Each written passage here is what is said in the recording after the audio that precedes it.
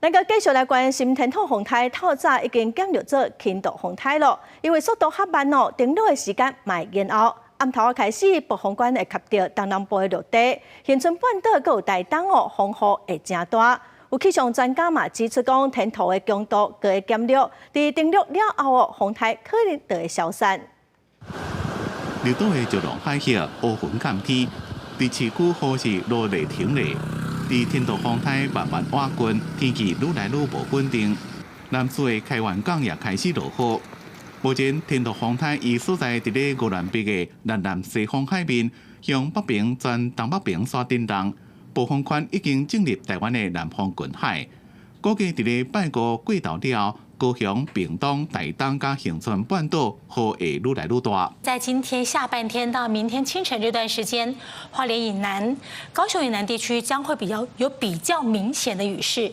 我们预估降雨在台东、恒春半岛以及屏东山区可能会出现局部性的豪雨。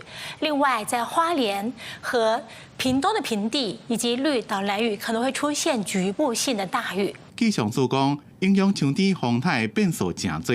虽然伊的路线依然无啥确定，但是天土伊的环境对伊的发展较不利，所以强度应该愈来愈小。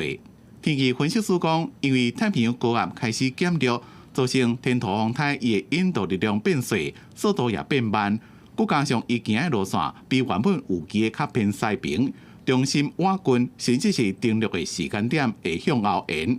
它可能还是会以这个轻度台风的强度的来暴风圈来接触到我们的这个恒春半岛、高雄或者是在台东的陆地。在6日2天来讲的话，它在越接近我们台湾的时候，它的强度是越来越减弱的。也不排除它一登陆之后呢，就马上会减弱成热带性低气压，并且逐渐消散。民间气象公司有测，若是天土风台登陆，将会是让57年了，自1967年吉达风台以来，再一遍有风台伫咧11个登陆台湾。也好，今年登陆台湾的风台数目达到4个，是自2008年以来，全年风台登陆数搁再达到4个的记录。记者综合报道。